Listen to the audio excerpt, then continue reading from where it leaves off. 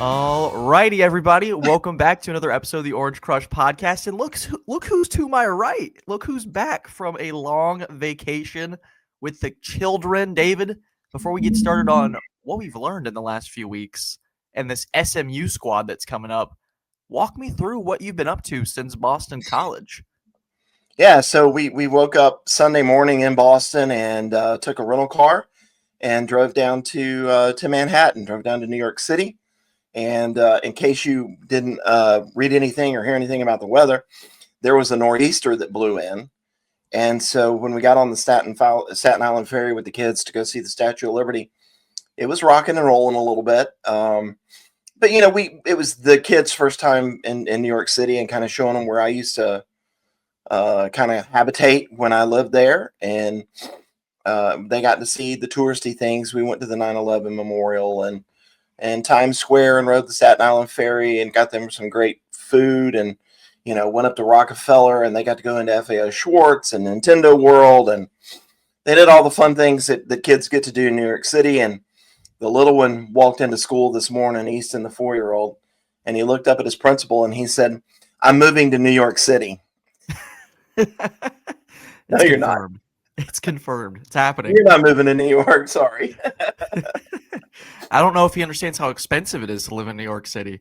Yeah, or the fact that, the hotel room we had, which is a nice hotel room, still was about the size of a refrigerator box,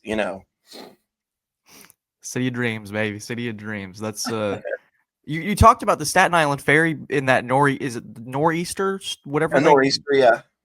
I can't deal with being on like a boat and all of a sudden just it's rocking all over the place. Like that would freak me out. I would clock out at that point. My kids were trying to hang over the railing. Oh my! Well, that sounds like your children right there. They're packing a punch for adventure, but I'm a little bit too cautious when I start to see gray clouds and wind and all that stuff. It would be too much for me. The good news is we got back late last night, after a couple of days in the city. And now, we're already pointing towards SMU, and this weekend weather should be quite nice for kickoff.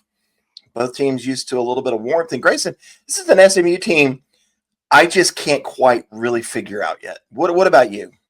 Yeah, they're sort of, and I written down in our kind of how Dabo Swinney has illustrated it and painted the picture for the week. They're very similar to Clemson in the way of early in September. You had some tests. You played Baylor, you played TCU, and you got a little bit exposed. And Clemson, similarly, it wasn't out of conference besides LSU, but a slow start for a team that was in the college football playoff. Now they both are entering October, this week, riding a 2-game win streak in the conference. SMU 2-0, Clemson 2-2. And the thing that strikes out to me in sort of trying to research for this group is SMU's offensive line is really good. This is going to be a fight in the trenches. And a group in TJ Parker, Peter Woods, we've been critical of them on this podcast, playing a lot better.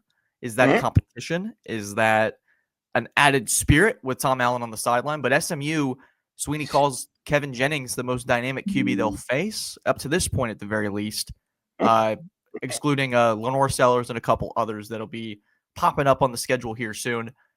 But David, a real interesting spot for Clemson in the fact that we sat here about 2 weeks ago and we're sort of charting the doomsday scenarios for this program. They're 1-3. What's the path ahead? And now there's a little bit of a pep in their step. They've won 2 straight, and the schedule probably at the beginning of October, even into that open date, you thought, oh man, Florida State's really good, or Darian Minson, Duke, they're going to provide a challenge. Louisville, I mean, that's Friday night game's tricky. South Carolina, always have that one circled. Things look a little bit different now after this 2-game win streak. And I think I'd love to ask you your opinion. I wrote a column on this for Monday morning about, is this competition, this is the benefit of playing bad teams? My opinion is Clemson didn't earn that benefit of the doubt of just getting to go in there and mollywop teams, because Troy was supposed to be that get-right game, and they played pretty bad in that stretch. So what say you? What did these last 2 weeks teach you before we get into the SMU weeds? Yeah, it was really interesting walking out on the field there at Boston College. First of all, props to Boston College letting the media have a little pregame field access, something that, Clemson They really don't allow the media down on the field anymore because they need to make all the money letting the people pay for sideline access, and it gets a little crowded. So that's my rant. So we're no longer allowed down there. So as long as Clemson makes money, whatever. Anyway, just kind of watching Boston College warm up and seeing a lot of their kids, and you go, okay, not the most talented football team in the world, and I understand that they were dealing with some injuries. But it was a team that, I was listening to some of them talk before the game. They were really dialed in on this Clemson team. They were prepared to play. You could tell that they had been coached hard all week. They're at home. You were there. You saw it, the crowd, not great to begin with, but it looked like everybody decided to come at kickoff. Oh, yeah. You know what I'm saying? Last minute. And then all of a sudden you look and the stadium's pretty full. And I thought it was a great crowd. And I thought that they were, loud and did their job. So props to Clemson for just kind of going out and taking care of business in an environment that's always tough to play in front of, a lot of orange-clad people, a lot of Clemson fans there.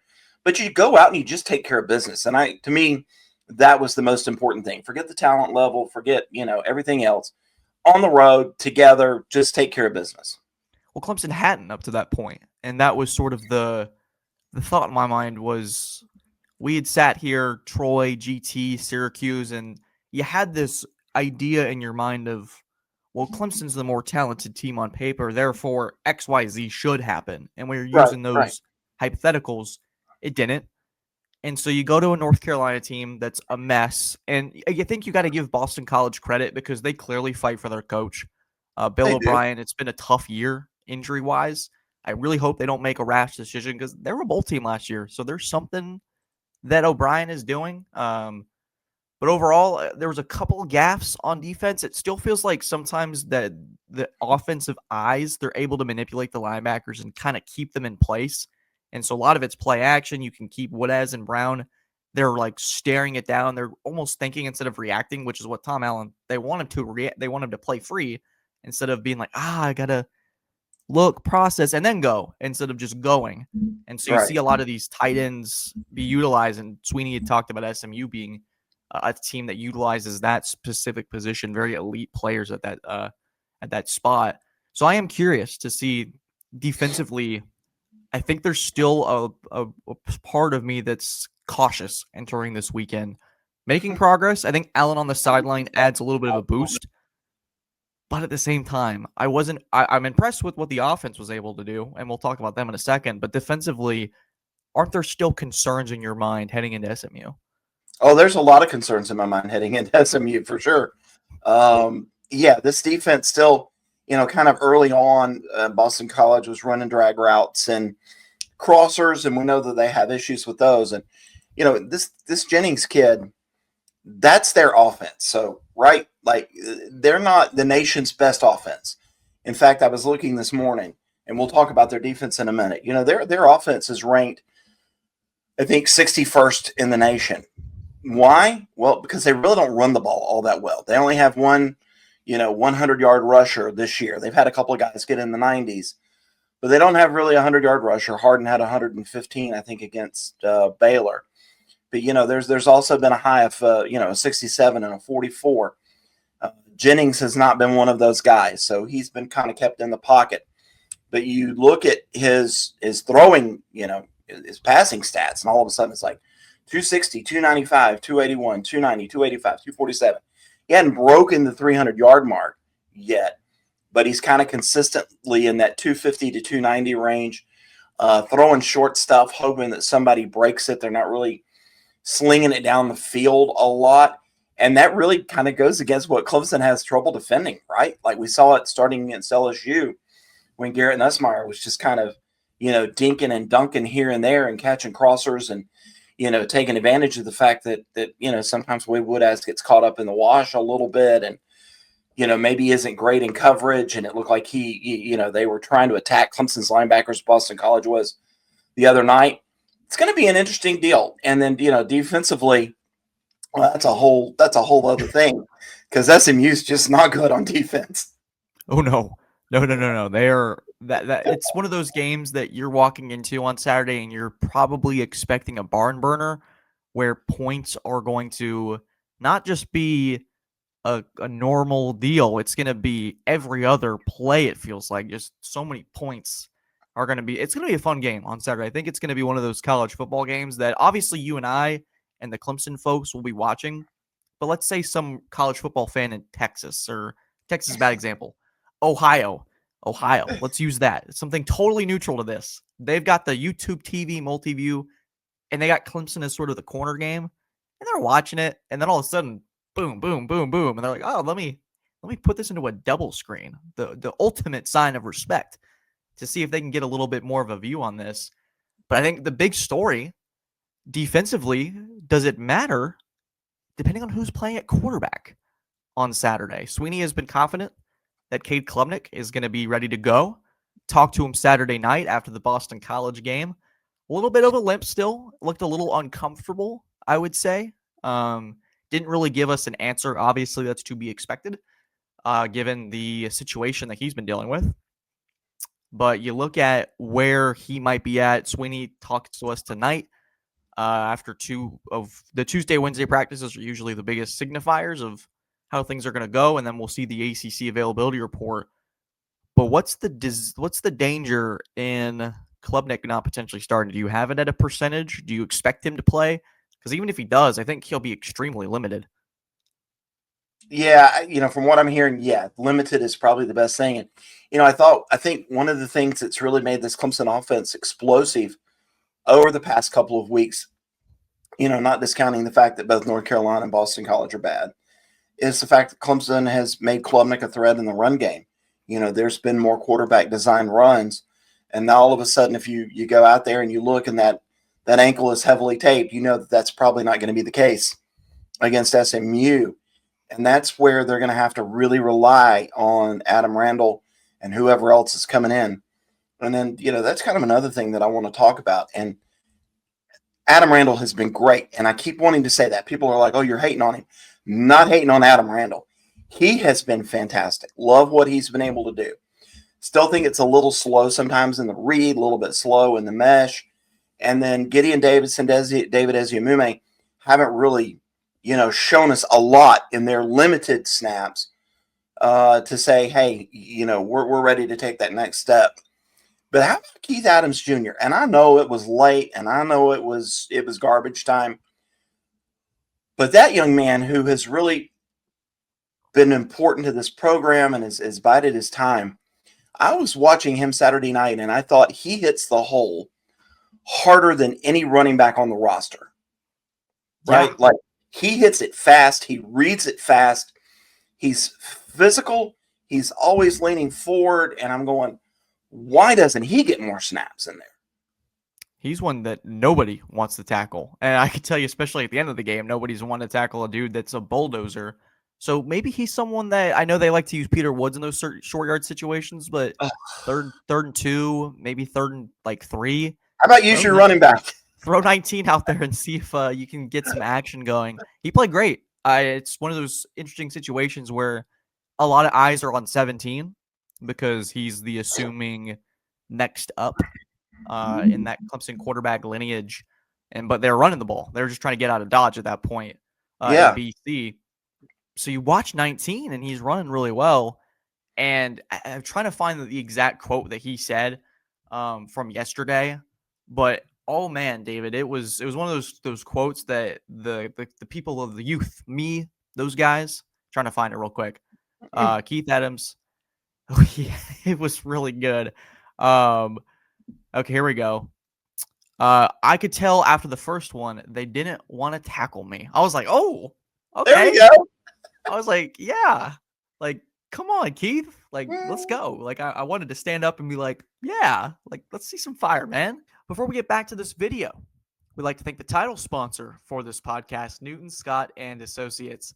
This team is headlined by Jeff Scott, former Clemson assistant coach and 2-time national champion, as well as Eric Newton, a longtime local and trusted real estate partner. These two are teaming up to provide a first-class experience for all Clemson fans. Whether you're looking to buy, sell, or build in the upstate area of South Carolina, you can trust Newton, Scott, and Associates. Choose the same team that Clemson coaches are selecting when they're looking to buy, sell, or build, all the way from Tigertown to Lake Kiowee. For more information, you can find them at newtonscottsc.com or by calling the number 864-722-9062. That's 864-722-9062. Now, let's get back to the video. Yeah, you've got to like a guy like that, and that's why, like, I understand you want to get Peter Woods a touch. You like the jumbo package, but man, how about just hand it to your running back sometimes? Just quit being cute. Just let your running backs do it, and I would love to see him out there probably a little bit more, and maybe rely on him against, again, an SMU defense that it's not good, right? Sneaky. Now, right, like, but let's take that a step further. Do you know which defense in the ACC is worse, than SMU? I can tell you they've are we excluding the teams they just faced? Well, it's Syracuse. Syracuse has the worst defense by far in the entire conference, and it's not even close. But yet they look like the 86 Bears against Clemson. And so that's kind of my next deal, is that while SMU is bad, sure, they're actually pretty good against the run. They're actually fourth in the ACC, allowing about 107 yards a game when I was looking at it this morning. Where they struggle is they cannot stop the forward pass. Just cannot stop it. They're dead last in the ACC, allowing, there's only two teams that allow over 300 yards a game, Stanford and SMU, and they're at like 316 yards a game, and teams have thrown it all over the yard on them. Now, they do have 10 interceptions. They will take the ball away, but they've also allowed 12 touchdowns. So, Clemson is going to have to be able, to me, I think the passing game will be there against them, but you got to find a way to run the football, and you got to find a way to run the football with your running backs. It's like feast or famine, the way you describe it, is they're either going to be hawking the ball or that sucker's going 75 yards to the crib. So one thing that's fascinating, and I'm actually looking forward to talking to Kate about this today at pressers, is one of the first throws on that. It was either the second or the first drive that they had, and Klubnik throws this back shoulder fade to Bryant Wesco. Beautiful throw. And it was one of those plays that not only was it a great throw, but I think it was emblematic of that's a I trust you throw where both players are on the same page. And I asked Klubnik about it on Saturday, just sort of why the offense was able to find so much success. And he said, yeah, we identified during the week that this is a man coverage football team. So we're going to take our shots. And this is what I was like, man, I can't wait to see after he's watched it again. Was it something they identified in the huddle? Is it something they knew they were going into? Because then Bryant Wesco has been one of the best wide receivers in football this year. The stats certainly back it up. Obviously, Clemson's 3-3, so nationally, there's not going to be as much recognition with what he's doing. But, man, when there's been a big play, at least through the passing game, and I think in part because Antonio Williams was out early, so Klubnik had to move to another receiver to fully trust, not that he didn't before, but Wesco's role certainly elevated at that point. He's been playing phenomenally. Now, TJ Morris, he's been hot and cold, but Clemson, man, their wide receiver talent, especially with 12, he was excellent, and that's going to be a big piece. You talk about SMU struggling against the pass. Wesco, that's a piece that if we're talking about X factors, he's got to be one of them for sure, especially if we don't know who's a quarterback. What's interesting to me about Bryant Wesco and his evolution is, we kind of knew that he was a game breaker. We could see that he could take the top off the defense. But now they're starting to use him on some of the sideline throws, like that back shoulder throw that you were referencing, and kind of taking him across the middle. And he's just going to get bigger. This is a kid that is a future star, and I have loved watching it. I think he's going to be, huge this coming week against SMU. He's going to be big every week. And then, as we're kind of getting down to the end of this, let me say this, and I think I'm going to write a column on it. This is statement time for Clemson football. Let me just say that. Yeah. Now, we feel like they've gotten better, but it's against two bad opponents. It ramps up a little bit this week. This is not a top 25 team that they are facing, but it is a better football program, right? They're a 4-2 team. They have a better record than Clemson. They've got some decent wins there on the schedule. Clemson faces them. Then they have the open day. And then it's Duke, FSU, Louisville. These next five, this is your chance to make a statement. And Clemson can win every one of those games.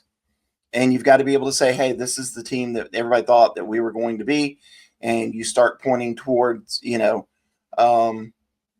a postseason berth somewhere. Probably not going to be the playoff. Probably not going to make the ACC championship game. We know that, right? Even though there's some big games in the ACC this weekend. How about Duke and Georgia Tech with Manny Diaz's name being floated around up at Penn State? Big games in the ACC. Just never know what's going to happen in this conference. You just kind of keep going from there. Statement time for the Tigers. That's the way that I put this weekend. Yeah, you talk about big games in the ACC. Everyone's sort of looking at Miami as that lock for that one of those spots in the conference championship. Who's going to fill that void? Duke, Georgia Tech may be that game to see who fills that spot. At least right now, in terms of where the ACC landscape is, such a fascinating matchup. I hope that is. I don't know what time that's at, but I certainly will be watching just because I love that matchup. Great game last year when they played. Oh, absolutely. There's some really good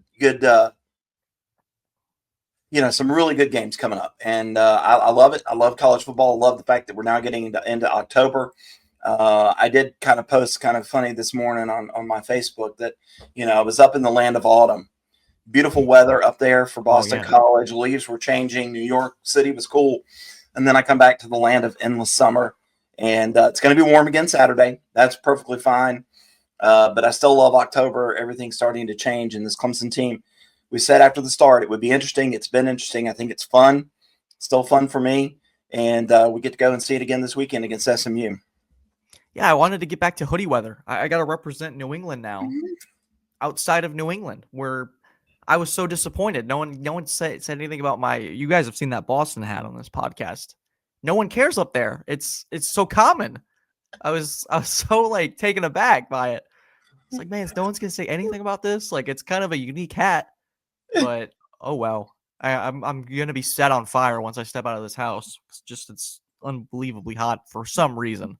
My big takeaway from the Boston College press box: number one, the food's really good.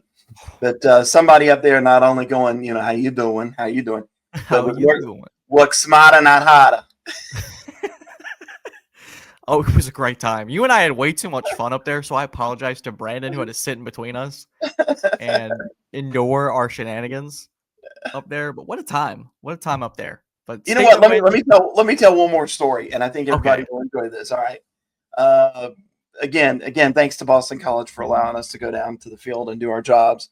And was kind of standing down there. Dabo's still in his suit, right? The team has arrived. We're standing out there, and he's talking about, the first days of being a head coach, and that's where he got his first win. And I think he was standing there with me, Sanford Rogers, Clemson Radio Network, maybe Munson, Tim Beret. I think Ben Milstead was standing there, right? So Dabo's just holding court and telling us stories about the early days. And so I think I brought up the Gator Bowl, just something that I remember sharing with him, that Gator Bowl against Nebraska. He goes, let me tell you this story. And I thought it was just hilarious. He said, we kind of noticed on film that they had a guy who was really good on that defensive line. And he said, it's Ndamukong Suh before he had taken off, but we knew. And he said, we just were having all kinds of issues with him. And he said, finally in the second quarter, he said, I get on the headset to Brad Scott, who was the offensive line coach at the time. I was like, Brad, I'm going to go rip your guys. They're just not playing very well. I'm going to go rip your guys. He's like, so it's second quarter, and I go over there to the offensive line, and he said, I think he said it was Bobby Hutchinson and Thomas Austin were sitting there. And he's like, I'm just ripping them. And he said, Thomas Austin, in that way that he has, holds up a hand and goes, Coach, hang on. We literally can't block that guy. We just can't block him. And Dabo's like, what did you just say? And he said, Coach, I'm just telling you, we can't block him. We're not going to block him. Nope. And Dabo says, he gets on the headset and says, Brad, your guys say they just can't block him. Not a chance. That guy was different.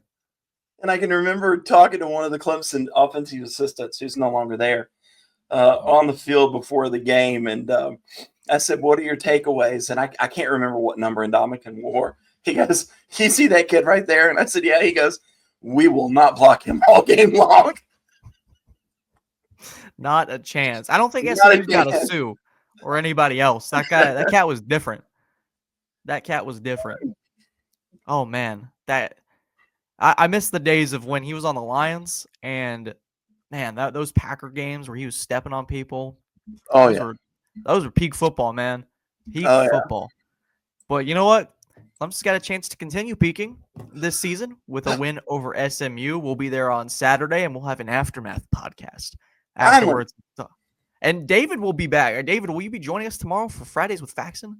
Yeah, like it's just been crazy because, and to explain to everybody my absences, Nikki, my wife, works in the provost office. She's part of President Clement's PLI, or President's Leadership Institute. They've had some deals that have run a little bit late. There's been a lot of stuff going on at Clemson that she's had to work late. And David, the dad, has just been on kid duty quite a bit. There have been a lot of activities and things that have had me run a little bit ragged, but I think we've hit a point, and I think we're all good. Well, guys, thank you as always for tuning into the Orange Crush podcast. Subscribe for more. And thank you to our sponsors for powering us through the 2025 season. God bless y'all. Have a good one.